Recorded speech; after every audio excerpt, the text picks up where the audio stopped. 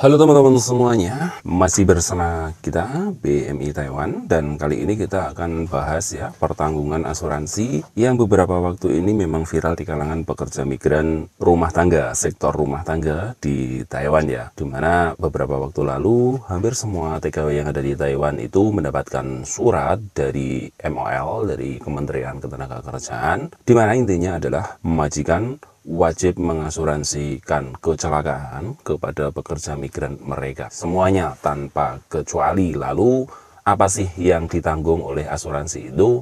Apakah sama seperti formal ataukah tidak?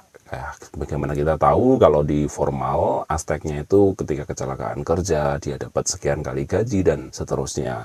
Lalu bagaimana pertanggungan yang ada di pekerja migran sektor rumah tangga? Nah, berikut ini adalah selebaran dari 1955 atau Kementerian Ketenagakerjaan Taiwan ya. Selebaran ini begini, ini membahas pertanggungan-pertanggungan yang akan diberikan kepada TKW ketika mengalami kecelakaan ataupun kematian. Asuransi yang wajib bagi pekerja migran rumah tangga, jaminan perlindungan kecelakaan kerja terhitung mulai 1 Mei 2022, pekerja migran rumah tangga menjadi subjek yang wajib mendapat perlindungan asuransi terhadap kecelakaan kerja, sehingga bisa mendapatkan santunan apabila terjadi kecelakaan kerja. Nah, perlu diingat untuk teman-teman semuanya, yang mendapat santunan adalah yang dalam kecelakaan kerja. Kalau kecelakaan di luar kerja itu sudah beda lagi. Nah, pertama, santunan perawatan medis. Tidak perlu menanggung biaya perawatan medis kecelakaan di luar pertanggungan asuransi nasional. Rawat inap rumah sakit akan menerima tunjangan makan selama 30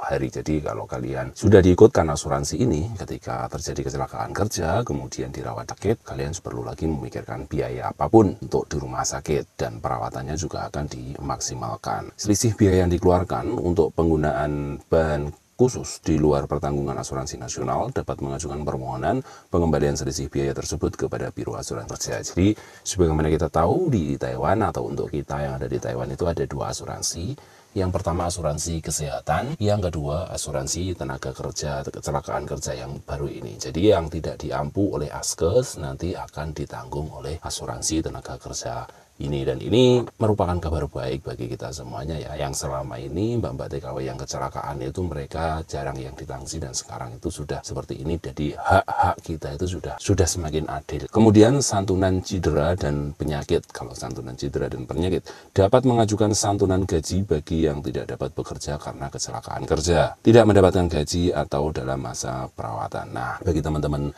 TKW di Taiwan, ketika mereka itu kecelakaan kerja kemudian tidak bisa bekerja, dia akan mendapatkan, ketika dia tidak digaji oleh majikannya, dia bisa mengeklaim dengan asuransi ini. Dan juga dalam masa perawatan, ketika dia membutuhkan seorang perawat untuk merawat dirinya, maka dia bisa mengeklaim asuransi ini sehingga bisa membayar perawat untuk merawat yang sakit. Jika harus dirawat inap di rumah sakit dan memerlukan orang yang memberikan perawatan berdasarkan diagnosis dokter, maka dapat sekaligus mengajukan subperawatan. Nah, ini suatu yang membantu banget ya bagi kita yang bekerja di luar negeri.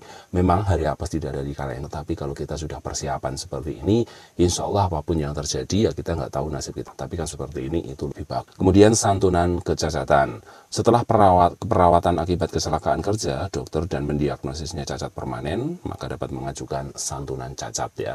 Jadi kalau kalian mengalami kecelakaan kerja, kemudian misal amit-amit jebang bayi, tangannya patahkan permanen ya, putung gitu, itu akan dapat santunan kecelakaan kerja. Jika di tingkat kecacatan itu pada level 1 atau 2 dan statusnya kecacatan seumur hidup, silahkan mengajukan subsidi perawatan setelah mendapatkan santunan. Ini juga ya sangat berguna banget lah bagi. Kemudian santunan kematian. Nah, kalau santunan kematian ini lebih berhak yang mendapat untung itu keluarga kita ya. Jadi kematian akibat kecelakaan kerja, maka pihak keluarga korban dapat mengajukan kematian. Itu sebenarnya bukan kita yang menikmati, tapi keluarga kita, dan itu adalah hal yang terakhir kita bisa lakukan kepada keluarga kita, dimana walaupun kita mati, kita makan harta untuk orang anak kita, setidaknya untuk merawat dan kebutuhan mereka ketika menjamu tamu atau apa, kan itu suatu hal yang luar biasa lah. Kita mati tapi kita masih memberikan uang, dari itu yang sangat berharga sekali ya orang tua.